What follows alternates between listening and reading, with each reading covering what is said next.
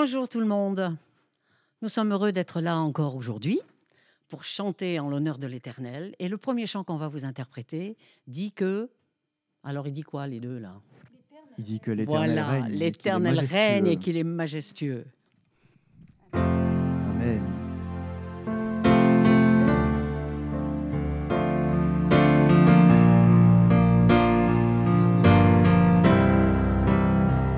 L'Éternel règne,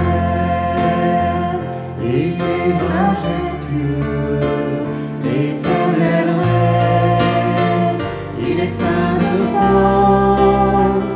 L'Éternel règne, il est sur son trône pour la durée des temps, pour la durée des temps. Dieu est puissant dans les lieux célestes, ses témoignages sont véritables. La sainteté convient à sa maison pour la durée des temps, pour la durée des temps. Puissance et force sont dans son temple, devant sa face, tout est splendeur. Famille des peuples, rendez-lui gloire pour la durée des temps, pour la durée des temps, pour la durée des temps. Nous t'adorons pour la durée des temps. Nous t'exaltons, car tu es grand et digne de louange. Éternel, tu as fait les cieux. Amen, amen, amen.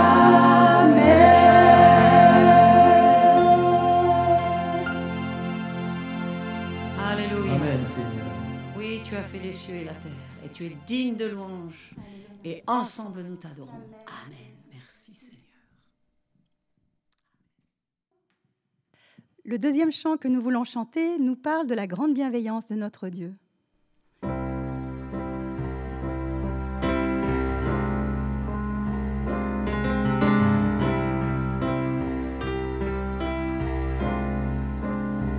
J'écouterai ce que dit Dieu, car il est roi pour qui l'écoute.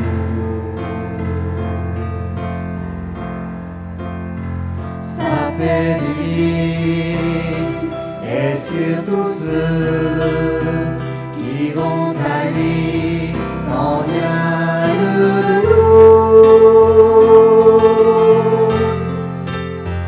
Fidèlement, je veux le suivre, je veux marcher dans ses sentiers. Il est la main qui me délivre de la folie de mes projets. Ta bienveillance, ô Éternel, vaut mieux que tout ce que j'ai vu.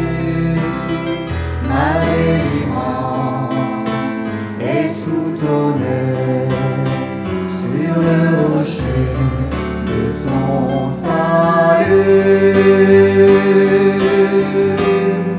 Ta bienveillance, ô Éternel, vaut mieux que tout ce que j'ai vu. Ma délivrance est sous ton aile, sur le rocher de ton salut.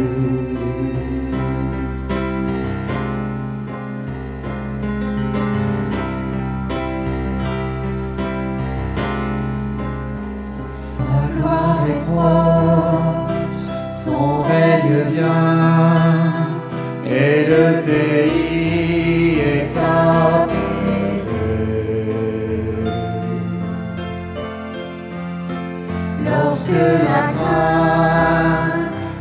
en chacun, lorsque son nom est exalté. Marchons en paix, suivons son pas, en justice et en vérité.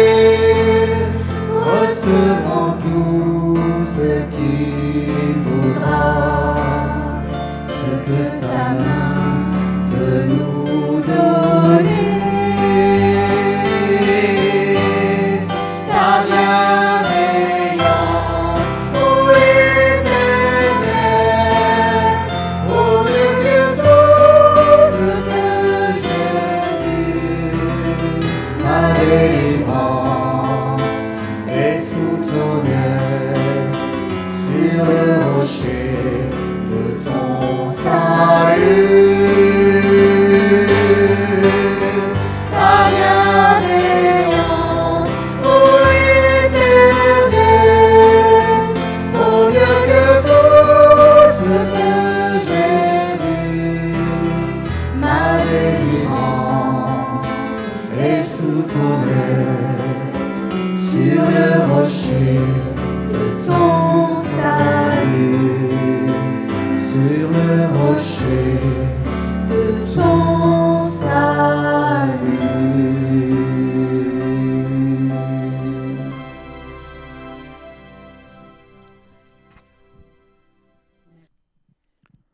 Jésus est élevé à la droite de Dieu, couronné de 1000 couronnes. Il resplendit comme un soleil radieux. Les êtres crient autour de ton trône. Oui, Seigneur, tu es élevé à la droite de Dieu. Et nous voulons te remercier de ce que tu as accompli pour nous. Élevé à la droite de Dieu.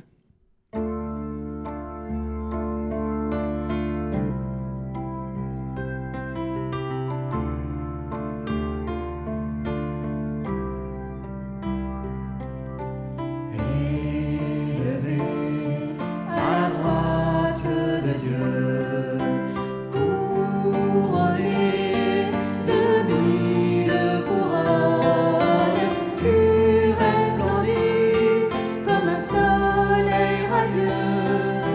Les êtres crient autour de ton trône, à l'agneau de Dieu soit la gloire. À l'agneau de Dieu, la victoire. À l'agneau de Dieu, soit le règne pour tous les siècles. Amen. L'Esprit Saint et l'épouse fidèle disent viens, c'est leur cœur qui appelle. Viens, ô Jésus, toi l'époux bien-aimé. Tous tes élus ne cessent de chanter. À l'agneau de Dieu soit la gloire. À l'agneau de Dieu la victoire. À l'agneau de Dieu soit le règne pour tous les siècles. Amen. Tous les peuples et toutes les nations, d'un seul cœur, avec les milliers d'anges, entonneront en l'honneur de son nom ce chant de gloire avec force et louange. À l'agneau de Dieu soit la gloire. À l'agneau de Dieu la victoire. À l'agneau de Dieu soit le règne pour tous les siècles. Amen.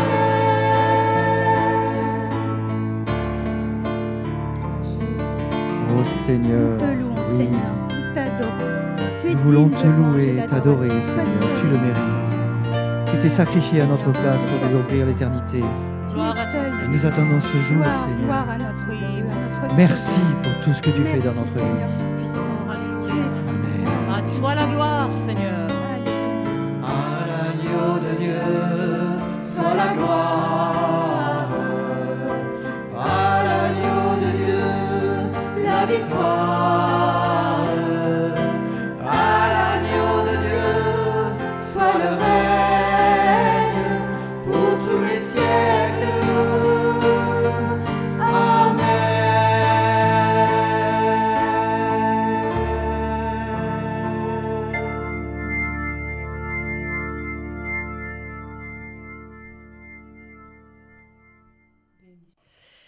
Avant d'écouter la prédication, nous aimerions interpréter ce chant ensemble qui nous parle de la beauté du Seigneur, de sa sainteté, que nous contemplons, que nous pouvons contempler.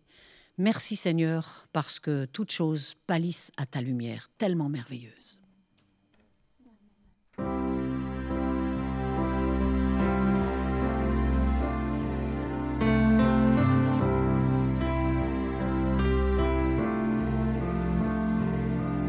Quand je contemple ta sainteté et quand je contemple ta beauté et quand toutes les choses pâlissent à ta lumière, quand j'ai trouvé la joie près de ton cœur, quand je m'enveloppe de ton amour, et quand toutes les choses pâlissent à ta lumière, oh je t'adore, oui je t'adore. Si je vis, Seigneur, c'est pour t'adorer. Oh, je t'adore, oui, je t'adore. Si je vis, Seigneur, c'est pour t'adorer.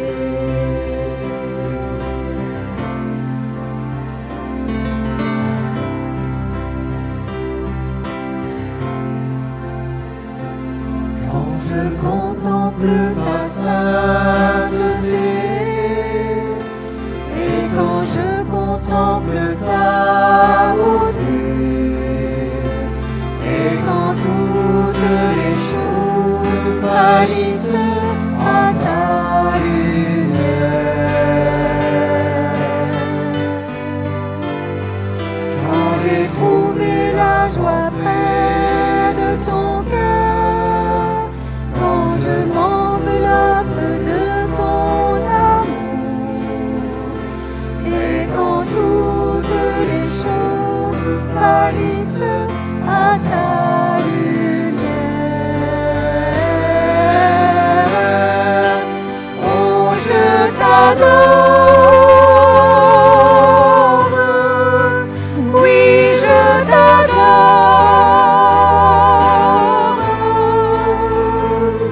Si je vis, Seigneur, c'est pour t'adorer. Oh, je t'adore, oui, je t'adore.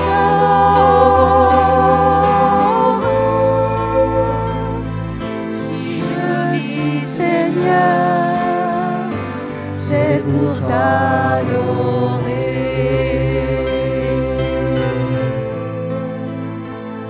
Si je vis, Seigneur, c'est pour t'adorer.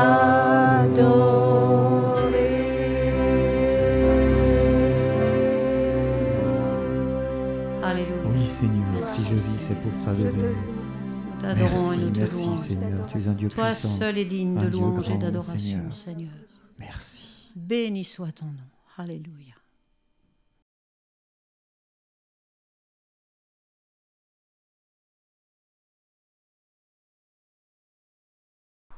Bonjour à tous, chers frères et sœurs de Grenoble, de Voiron, de la Mure. Je suis très heureux de vous retrouver pour partager la parole du Seigneur avec vous. Je vais aborder aujourd'hui un thème assez pointu dans le sens où il va porter sur un mot en particulier, irréprochable. Et je voudrais donc parler aujourd'hui d'être irréprochable devant le Seigneur et les hommes. Alors je vous propose tout de suite une lecture dans la première épître de Paul à Timothée, chapitre 3, versets 1 à 3, où il est écrit « Cette parole est certaine, si quelqu'un aspire à la charge d'évêque, il désire une œuvre excellente. Il faut donc que l'évêque soit irréprochable, mari d'une seule femme, sobre, modéré, réglé dans sa conduite, hospitalier, propre à l'enseignement. Il faut qu'il ne soit ni adonné au vin, ni violent, mais indulgent, pacifique, désintéressé. » Alors je n'ai pas poussé la lecture jusqu'au bout de ce passage, mais dans ce texte, Paul dresse le portrait moral et spirituel d'un responsable de l'Église et il établit toute une liste de critères le concernant. Il y a des « il faut » et « il ne faut pas ». Alors je ne vais pas rentrer donc dans les détails de ce portrait, ni dans l'étude de ce qu'est un ancien, mais je veux retenir simplement ce mot. Il dit de l'ancien qu'il doit être premièrement irréprochable. Que ce soit dans le domaine personnel, familial, spirituel, c'est le critère recouvrant tous les autres. Dans tous les compartiments de sa vie, le témoignage de quelqu'un aspirant à servir l'Église est tel que nul ne peut légitimement l'accuser d'une conduite qui ne soit pas digne d'un chrétien mature et d'un intendant fidèle de la maison du Seigneur. Mais au-delà du cas de ces responsables des églises, nous sommes tous, en tant que disciples de Jésus-Christ, appelés à rechercher l'irréprochabilité en vue du retour du Seigneur. C'est ainsi que Paul écrit dans 1 Corinthiens chapitre 1 verset 8 ou encore dans Philippiens chapitre 1er et dans d'autres passages que vous soyez irréprochables pour le jour de notre Seigneur Jésus-Christ. Dieu désire que tous dans l'Église, nous soyons irréprochables. C'est donc d'irréprochabilité que je veux vous parler aujourd'hui. Je veux vous montrer plus en détail en quoi elle consiste, quels en sont ses bénéfices spirituels et comment vivre et marcher d'une manière irréprochable devant Dieu et les hommes. Alors, premièrement, définissons ce qu'est l'irréprochabilité. Irréprochable veut dire littéralement au-dessus de tout reproche, inattaquable. Alors, on est ici proche d'un langage juridique.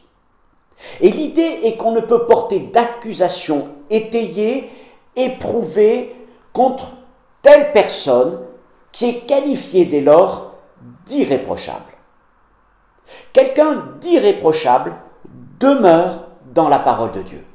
Il marche selon sa volonté et sa vie en quelque sorte est un témoignage ouvert. Il s'approche de Dieu sans se dissimuler, il n'a rien à lui cacher et il reçoit du Père et de l'Esprit qui vit en lui un témoignage favorable.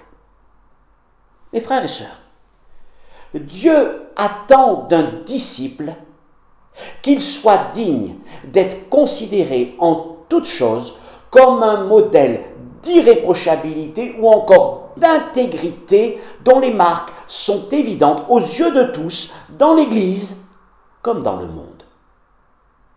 Deuxièmement, je vais vous parler de bâtir un témoignage, une réputation d'irréprochabilité. L'irréprochabilité ne se décrète pas. Et elle ne s'acquiert pas par quelques moyens humains. Elle ne dépend pas d'un titre ou d'une fonction. Mais elle est le témoignage d'une vie fidèle et consacrée à Jésus-Christ par l'Évangile. Paul montre aussi que l'irréprochabilité est une réputation fondée. Qu'est-ce que cela nous enseigne? Eh bien que l'irréprochabilité se bâtit avec le temps et doit demeurer une aspiration constante. Et deuxièmement, elle se bâtit aussi dans le quotidien, dans l'exemplarité d'une vie menée selon les principes de l'Évangile. C'est ce que Paul met en avant quand il évoque les qualités indispensables d'un ancien. Elles sont d'ordre familial, le couple, les enfants, d'ordre moral, le comportement personnel exemplaire, et d'ordre social, son témoignage dans le monde. Maintenant, l'irréprochabilité n'est pas seulement, même si cela est important, une question morale, car elle doit demeurer avant tout attachée à la foi. Elle ne peut être l'aboutissement de quelque effort humain, philosophique ou religieux, car sinon elle serait une œuvre religieuse. Comprenons plutôt qu'il n'y a qu'une seule irréprochabilité agréable à Dieu, celle de Jésus-Christ. Il n'est donc pas question premièrement de mon irréprochabilité, mais de celle de Jésus, le seul qui soit irréprochable devant Dieu. Or, à tous ceux qui croient en Jésus pour le pardon de leurs péchés, le salut de leur âme, Dieu étend sur eux une couverture d'irréprochabilité, celle de Jésus. Et à partir de là, Dieu les considère irréprochables. Cela veut dire donc qu'il n'y a pour eux, selon Romains 8.1 par exemple, aucune condamnation. Ou encore, selon Romains 8, versets 33 à 34, nous comprenons que Dieu n'écoute dès lors aucune accusation contre eux. L'apôtre écrit « Qui accusera les élus de Dieu ?» C'est Dieu qui justifie. Qui les condamnera? Christ est mort, bien plus il est ressuscité, il est à la droite de Dieu et il intercède pour nous. Cela ne s'arrête pas là. Cette irréprochabilité de Christ, mise sur notre compte par notre Dieu, est aussi une puissance de purification et de transformation de tout notre être dans le but de nous rendre irréprochables. C'est donc sur cette base de l'irréprochabilité de Christ qu'avec l'assistance du Saint-Esprit et de la parole, nous bâtissons notre propre irréprochabilité. Il est alors important de parler, de protéger sa réputation d'irréprochabilité. Irréprochable est un adjectif cher à l'apôtre Paul. Il l'utilise régulièrement dans ses épîtres. Mais surtout, il s'employait à cultiver une vie et un ministère irréprochables. Car son désir, en tant que prédicateur de l'Évangile, était que sa parole soit reçue, non comme la parole des hommes, mais comme la parole de Dieu. C'est ce qu'il dit dans 1 Thessaloniciens 2.13. Et pour cela, il était indispensable que sa conduite soit sans défaut, c'est-à-dire, comme il l'écrit, sainte, juste et irréprochable. 1 Thessaloniciens 2.10.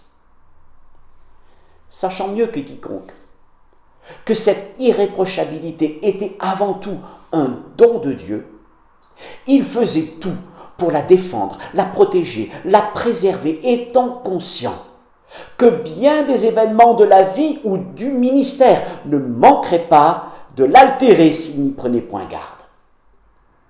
Protéger son irréprochabilité, c'est avant tout ne pas s'exposer dans des situations, des relations, des attitudes pouvant prêter à confusion équivoque.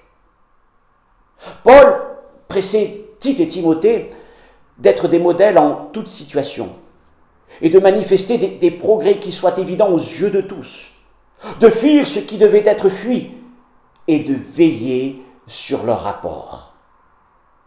Quant à lui, Paul, toujours soucieux de sa conduite, il écrivait notamment dans 2 Corinthiens chapitre 6, versets 3 à 4, « Nous ne donnons aucun sujet de scandale en quoi que ce soit, afin que le ministère ne soit pas un objet de blâme. Mais nous nous rendons à tous égards recommandables, comme serviteurs de Dieu, par beaucoup de patience dans les tribulations, dans les calamités, dans les détresses. »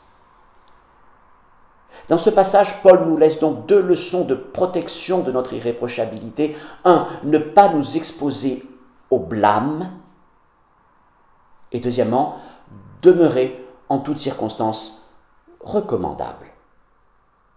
Dans un autre passage de 2 Corinthiens, il donne un exemple d'une conduite irréprochable dans sa manière notamment d'organiser la collecte en faveur des disciples de Judée. 2 Corinthiens 8, 18 à 21, il écrit ceci.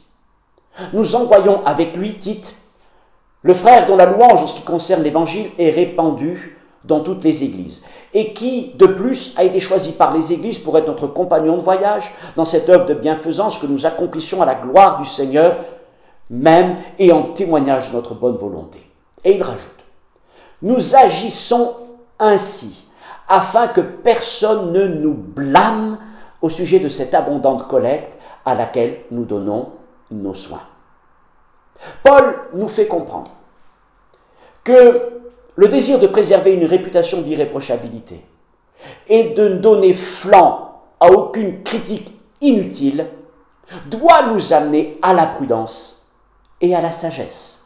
Mais en même temps, cela doit ne pas nous rendre craintifs, ni méfiants, au risque alors de paralyser l'œuvre de Dieu, ce qui ne serait d'aucun avantage. Protéger notre irréprochabilité, c'est aussi comprendre que celui qui cultive l'irréprochabilité finit par trouver en elle une protection. Une bonne réputation d'irréprochabilité devient en effet comme une ligne de défense par rapport aux attaques injustifiées ou aux rumeurs. Notamment, comme Paul l'enseigne pour ceux qui sont en charge de responsabilité dans l'Église, ce qui ne veut pas dire qu'elle est comme une garantie couvrant tout, et encore moins un passe-droit. L'irréprochabilité d'une personne doit la protéger des accusations infondées. Mais en même temps, cette personne doit tout faire pour protéger elle-même son irréprochabilité, non pas bien sûr en dissimulant des fautes, des péchés, mais en menant une vie consacrée à Dieu et lisible de tous. Enfin, aujourd'hui, je veux vous parler des bénéfices de l'irréprochabilité. Dans l'Ancien Testament, le mot pour irréprochable est la plupart du temps traduit par intègre. David écrivait au psaume 119, verset 80, « Que mon cœur soit intègre pour suivre tes prescriptions, afin que je ne sois pas couvert de honte. » Parmi les avantages d'une vie irréprochable, David mentionne l'absence de honte. Lorsque je demeure dans l'irréprochabilité qui me vient de l'obéissance parfaite et de l'œuvre rédemptrice de Jésus, je me réjouis pleinement de l'absence de toute condamnation et mon âme est à l'aise dans la présence de Dieu. L'irréprochabilité permet à mon âme de se reposer dans la présence de Jésus. En revanche, une âme encombrée par la honte, la peur, l'inquiétude, le doute, le péché n'a pas d'aisance spirituelle dans la présence de Dieu. Elle n'a pas la légèreté nécessaire pour tout simplement se reposer. Portant ses fardeaux, elle est alourdie, distraite, occupée, accaparée, enfermée par des préoccupations charnelles. Mais grâce soit rendue à Jésus. Il a pris tous nos reproches à la croix. Et il accorde son pardon à ceux qui se repentent et restaure leur irréprochabilité. Ainsi donc, en demeurant dans l'irréprochabilité, mon âme se repose et respire à l'aise spirituellement parlant. Deuxièmement, une vie irréprochable apporte la liberté de s'épanouir dans le Seigneur. Quand mon âme est accablée de reproches, péchés, mauvaises pensées, paroles ou attitudes déplacées, mes pensées sont donc accaparées par tout cela. Je m'en retrouve prisonnier, jusqu'à ce que le pardon de Christ ait fait son œuvre de renouvellement en moi, bien sûr, après m'être repenti devant lui. Et quand mon âme n'est pas accablée de reproches, je suis alors complètement à la disposition de Jésus et c'est libérateur. Cela me permet de m'épanouir. Demeurer dans l'irréprochabilité me permet alors d'avancer dans le plan de Dieu pour ma vie librement, sans restriction, car je ne me cache pas de Dieu. Et cela me procure une grande assurance, une grande force, une grande liberté. Troisièmement, avec une vie irréprochable vient la miséricorde. Une vie irréprochable me procure donc toute l'aisance spirituelle pour accueillir la grâce, l'amour, la miséricorde du Seigneur, au point que je peux les redonner généreusement. Mais ceux qui sont accablés par le péché et la honte luttent pour être miséricordieux ou tendres envers ceux qui les entourent. Non qu'ils seraient méchants, mais voyez-vous, ils n'ont pas d'espace spirituel, de liberté spirituelle pour accueillir l'amour du Seigneur. Toutes leurs forces, leurs pensées sont accaparées par la honte, la culpabilité et l'angoisse du péché. Un véritable signe pour savoir si mon cœur est chargé de choses reprochables est de reconnaître si je suis en mesure de donner de la grâce, de l'amour, de la miséricorde à ceux qui m'entourent. C'est pour cela qu'il faut que je sois entièrement ouvert devant Dieu, devant les hommes, n'ayant rien de honteux à cacher. Et il arrive trop souvent que nous construisions des paravents derrière lesquels nous nous replions, peut-être parce qu'il y a encore des choses blâmables en nous que nous dissimulons. Il est alors temps de nous approcher du Seigneur et de soupirer après son irréprochabilité. Enfin, une vie irréprochable s'accompagne d'un sens de la mission, c'est-à-dire de la capacité à vivre réellement pour un but précis, avec un but précis pour la gloire de notre Dieu. Si je suis irréprochable, selon la parole de Dieu, j'ai alors l'aisance spirituelle, la liberté, l'amour pour me concentrer sur les desseins de Dieu pour ma vie, c'est-à-dire sa mission, son appel, ses dons, ses promesses. Lorsque je me tiens dans l'irréprochabilité, je ne suis plus retenu en arrière, mais je vais de l'avant pour Christ et pour son œuvre. Alors attention, je ne suis pas en train de dire « me voilà irréprochable, me voilà plus juste que celui-ci ou que celle-ci », car je me rappelle que mon irréprochabilité est avant tout celle de Christ en moi, et sans cette irréprochabilité du Seigneur, je m'effondrais. Mais l'irréprochabilité me rend fort, me soutient, me porte, et je suis en pleine communion avec le Saint-Esprit. Et alors, Satan et le péché n'ont plus aucune emprise sur ma vie. Voilà pourquoi donc Paul était attentif à mener une vie, un ministère, une conduite irréprochable. Et il était aussi attentif, pareillement, à ce que les responsables des églises, les anciens, les diacres, soient irréprochables, afin qu'ils ne tombent pas sous les jugements du diable, dans sa honte, dans ses pièges, 1 Timothée chapitre 3, versets 6 à 7, et que, malheureusement, l'œuvre de Christ en soit entachée. En conclusion, voici ce que nous devons retenir. L'irréprochabilité est un marqueur important de la maturité chrétienne.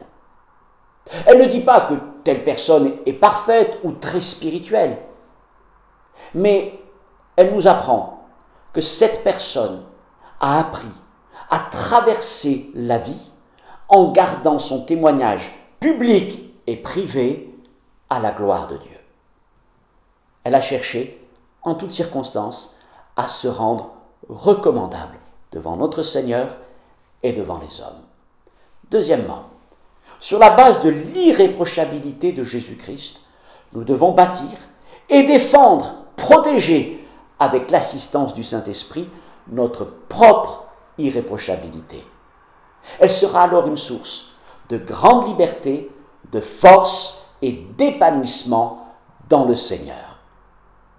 Maintenant, mes amis, mes frères, mes sœurs, si le diable vient nous reprocher quelque chose, s'il a des paroles à porter sur notre vie, rappelons-lui, mais surtout, rappelons-nous qu'en Jésus, Dieu ne nous reproche rien, car Christ a subi et porté tous nos reproches. Et le Seigneur nous pousse plutôt à nous placer sous la puissance du sang de Jésus et lui demander pardon pour nos fautes et nos reproches. Il purifie alors notre âme, et le travail de purification se faisant, nous retrouvons aisance, repos, liberté, force dans la présence de Dieu. Mes frères et sœurs, mes amis, veillons sur notre irréprochabilité, veillons sur notre témoignage privé, public, veillons à ne pas être source de blâme, mais en tout temps, en toutes circonstances, à être recommandable. Alors encore une fois, comme l'apôtre Paul l'écrit, que Dieu nous trouve irréprochables au jour de notre Seigneur Jésus-Christ. Que Dieu vous bénisse et vous encourage à une prochaine fois, Dieu voulant. Pour ce dernier chant, nous aimerions bien sûr donner toute la gloire à notre Dieu et on va lui donner tout. C'est ce que ce chant nous dit. Nous te donnons tout. Vous êtes d'accord? Oui. On donne le cœur, on donne l'esprit, on donne tout. Voilà. Tout. C'est parti.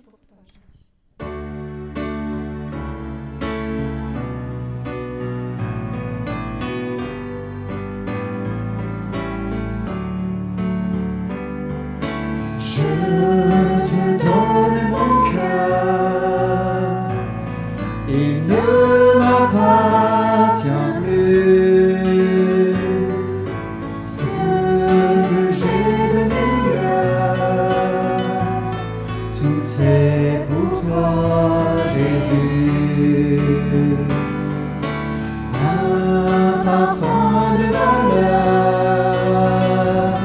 sur toi est répandu. C'est au fond de mon cœur, je suis à toi, Jésus. Prends mon âme, prends mon cœur, je te donne tout. Prends ma vie, me voici, je te donne tout. Mon cœur est à toi, tout à toi.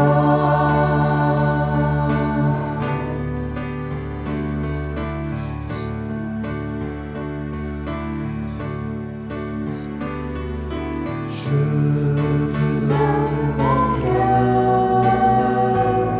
il ne m'appartient plus. Ce que j'ai le meilleur est tout pour toi, Jésus. Un parfum de valeur sur toi est répandu. C'est au fond de mon cœur, je suis à toi, Jésus. Prends mon âme, prends mon cœur, je te donne tout. Prends ma vie, me voici, je te donne tout. Mon cœur est à toi, tout à toi. Mon cœur est à toi, tout à toi.